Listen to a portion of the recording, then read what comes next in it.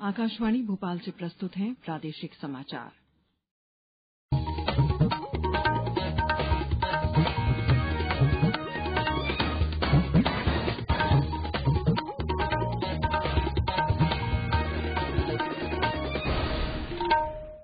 नमस्कार, समाचारों के साथ मैं शेख महजबीन अल्मास। सबसे पहले इस बुलेटिन के मुख्य समाचार। आधार नियमों में संशोधन। आधार कार्ड बनाए जाने के 10 वर्ष पूरे होने पर एक बार सहायक दस्तावेजों को अद्यतन कराना होगा। मुरैना में आज से शुरू होगा 3 दिवसीय किसान मेला। आय बढ़ाने के लिए कृषकों को दी जाएगी तकनीकी जानकारी। मोटे अनाज के निर्यात को बढ़ावा देने के लिए कार्य योजना तैयार और खंडवा में निमाड़ उत्सव संपन्न हुआ। संत सिंगा जी की समाधि तक जाने के लिए शुरू होगी इलेक्ट्रॉनिक गाड़ी। अब समाचार विस्तार से।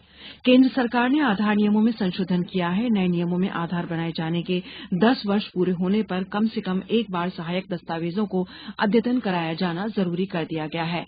इलेक्ट्रॉनिक्स और सूचना प्रौद्योगिकी मंत्रालय की गजट अधिसूचना के अनुसार सहायक दस्तावेजों को अद्यतन कराए जाने से सेंट्रल आइडेंटिटीज डेटा रिपोजिटरी में आधार से संबंधित सूचना सही बने रहने को सुनिश्चित किया जा सकेगा।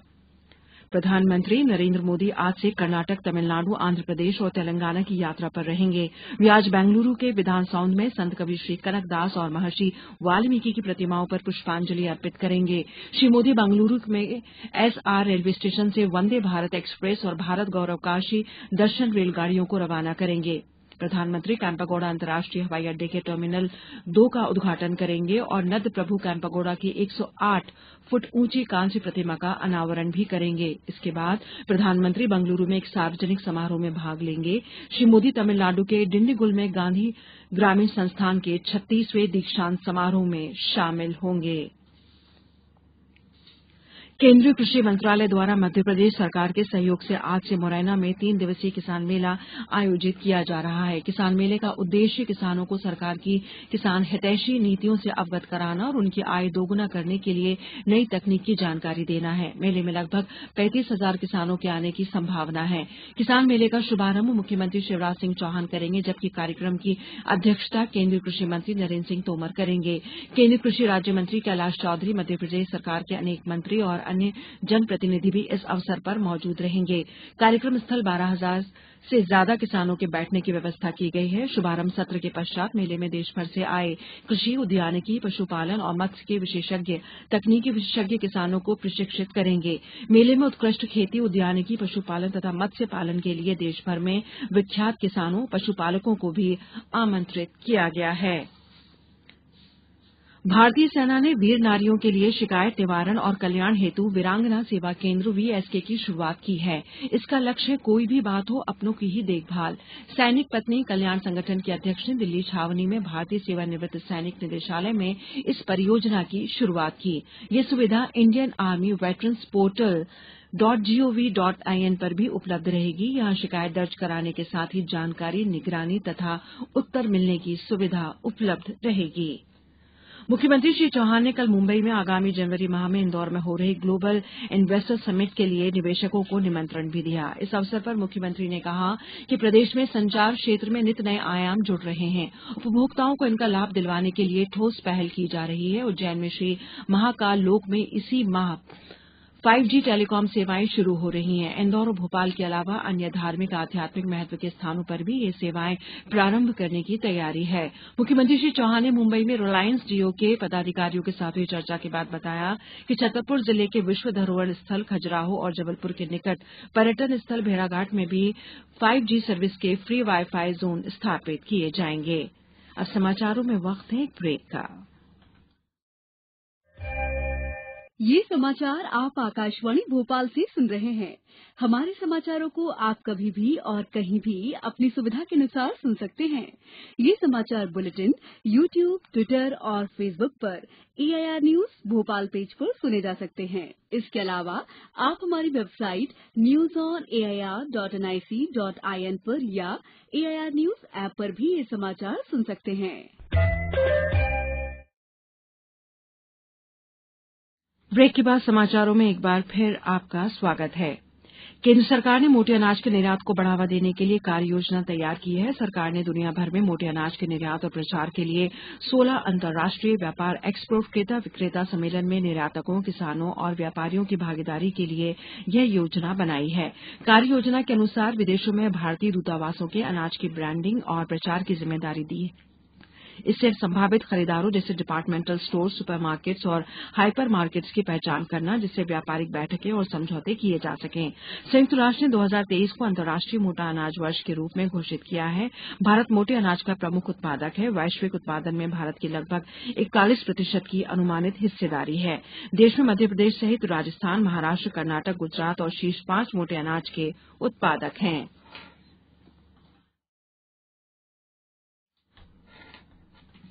खंडवा में निमाड़ उत्सव का समापन हुआ। समापन अवसर पर वन मंत्री डॉक्टर कुंवर विजय शाह एवं अन्य जनप्रतिनिधियों ने सिंगाजी परचरी गायकों का माल्यार्पण कर शॉल श्रीफल से सम्मान किया। कार्यक्रम में प्रदेश वन मंत्री डॉक्टर शाह ने कहा कि मध्यप्रदेश शासन द्वारा आगामी 1 जनवरी से बुजुर्ग महिलाओं और बच्चों के लिए सिंगाजी समाधि स्थल तक पहुंचने के लिए इलेक्ट्रॉनिक गाड़ी चलाई जाएगी। निमाड़ उत्सव के समापन अवसर पर निमाड़ी गम्मत पर आधारित लोक नाट्य, नृत्य नाटिका, गणगौर नृत्य, मां शिप्रा नदी की महिमा पर केंद्रित नृत्य नाटिका के साथ ही जनपदीय काव्य पाठ का आयोजन हुआ। इस अवसर पर निमाड़ी बोली में कवि सम्मेलन भी आयोजित किया गया। पूर्व ओलंपिक खेल 2022 की मेघालय के शिलांग में भव्य शुरुआत हुई। इस मौके पर साई नेहू एथलेटिक्स फील्ड में तमाम सांस्कृतिक समूहों ने अपने प्रदर्शन किए। इस खेलों में पूर्वोत्तर के 8 राज्यों के खिलाड़ी 18 खेल प्रतियोगिताओं में हिस्सा लेंगे। मेघालय के मुख्यमंत्री कॉनराड संगमा ने दीप प्रज्वलित कर इन खेलों का उद्घाटन किया। इस मौके पर उन्होंने सभी प्रतिभागी खिलाड़ियों को बधाई दी और कहा कि ये खेल यादगार साबित होंगे। छत्तीसगढ़ राज्य की राज्यपाल सुश्री अनुसुईया उइके ने लगभग 5 करोड़ रुपए की लागत से दशहरा मैदान स्टेडियम निर्माण कार्य का भूमि पूजन किया। कार्यक्रम में विशिष्ट अतिथि उच्च शिक्षा मंत्री डॉक्टर मोहन यादव और कार्यक्रम की अध्यक्षता नगर निगम महापौर मुकेश टटवाल ने की। इस अवसर पर राज्यपाल सुश्री अनुसुईया उइके ने कहा कि सर्व सुविधायुक्त स्टेडियम के बनने से खिलाड़ियों में एक नई ऊर्जा मिलेगी। उन्होंने कहा कि स्टेडियम बन जाने से उज्जैन के विकास में एक और नया अध्याय जुड़ जाएगा। उच्च शिक्षा मंत्री डॉक्टर मोहन यादव ने इस अवसर पर कहा कि लगभग 5 करोड़ रुपए की राशि से दशहरा मैदान में एक सर्व सुविधायुक्त स्टेडियम बनाया जाएगा। जॉर्डन के अम्मान में एएसबीसी एशियाई लाइट मुक्केबाजी चैंपियनशिप में 6 बार के एशियाई पदक विजेता शिव थापा 63.5 किलोग्राम भार वर्ग के फाइनल में पहुंच गए हैं। उन्होंने सेमीफाइनल में 2019 के एशियाई चैंपियन तजाकिस्तान के बाखुदुर उस्मानोव को हराया। भारत के सुमित और गोविंद कुमार साहनी ने सेमीफाइनल में हार गए और उन्हें कांस्य पदक से संतोष करना पड़ा। एक अन्य मुक्केबाज नरेंद्र को भी सेमीफाइनल में हार का सामना करना पड़ा। उन्हें कांस्य पदक ही मिल पाया। 57 किलोग्राम वर्ग में मोहम्मद हसमुद्दीन कल रिंग में उतर नहीं सके और उन्हें कांस्य पदक से ही संतोष करना पड़ा। अब कुछ समाचार संक्षेप में। निर्वाचन आयोग ने हिमाचल प्रदेश और गुजरात विधानसभा चुनाव से जुड़े एग्जिट पोल पर 12 नवंबर से 5 दिसंबर तक प्रतिबंध लगा दिया है। रूस ने कहा है कि यूक्रेन में मेडिकल और अन्य विषयों की पढ़ाई कर रहे छात्र अपनी पढ़ाई रूस में जारी रख सकते हैं। आगरमालवा जिले में 1,69,000 रुपए की लागत से इंडोर स्टेडियम बनाया जाएगा। कल इसका भूमि पूजन पुलिस अधीक्षक राकेश कुमार सगर ने किया। मंदसौर में प्रदेश के वित्त मंत्री जगदीश देवड़ा एवं सांसद सुधीर गुप्ता ने कल बरखेड़ा, जयसिंह में बालगुड़ा सड़क मार्ग एवं उमरिया में राजस्थान सीमा तक मार्ग का भूमि पूजन किया। वहीं श्री देवड़ा आज मंदसौर जिले के मल्हारगढ़ विधानसभा में बड़वन में धुंधड़का निपनिया मार्ग से खेड़ापति बालाजी मार्ग एवं नवीन बड़ी पेयजल टंकी का भूमि पूजन करेंगे। नर्मदापुरम जिले के पचमढ़ी में नागरिक उड्डयन मंत्रालय उड़ान योजना के तहत एक हवाई पट्टी बनाई जा रही है। हवाई पट्टी बन जाने से पचमढ़ी सैलानियों के आवागमन में सुविधा मिलेगी। जबलपुर हाईकोर्ट ने दैनिक वेतनभोगी सफाई कर्मियों की सेवाएं आउटसोर्स कंपनी को सौंपे जाने पर रोक लगा दी है और फीफा बास्केटबॉल विश्व कप 2023 के एशियाई क्वालीफायर मैचों के दूसरे राउंड में ग्रुप ई में जेद्दाह में किंग अब्दुल्ला स्पोर्ट्स सिटी में भारतीय पुरुष टीम सऊदी अरेबिया से 85-54 से हार गई। अंत में मुख्य समाचार एक बार फिर। आधार नियमों में संशोधन। आधार कार्ड बनाए जाने के 10 वर्ष पूरे होने पर एक बार सहायक दस्तावेजों को अद्यतन कराना होगा। मुरैना में आज से शुरू होगा 3 दिवसीय किसान मेला। आय बढ़ने के लिए कृषकों को दी जाएगी तकनीकी जानकारी। मोटे अनाज के निर्यात को बढ़ावा देने के लिए कार्य योजना तैयार। और खंडवा में निमाड़ उत्सव संपन्न हुआ। संत सिंगा जी की समाधि तक जाने के लिए शुरू होगी इलेक्ट्रॉनिक गाड़ी। आज इस बुलेटिन में बस इतना ही। नमस्कार।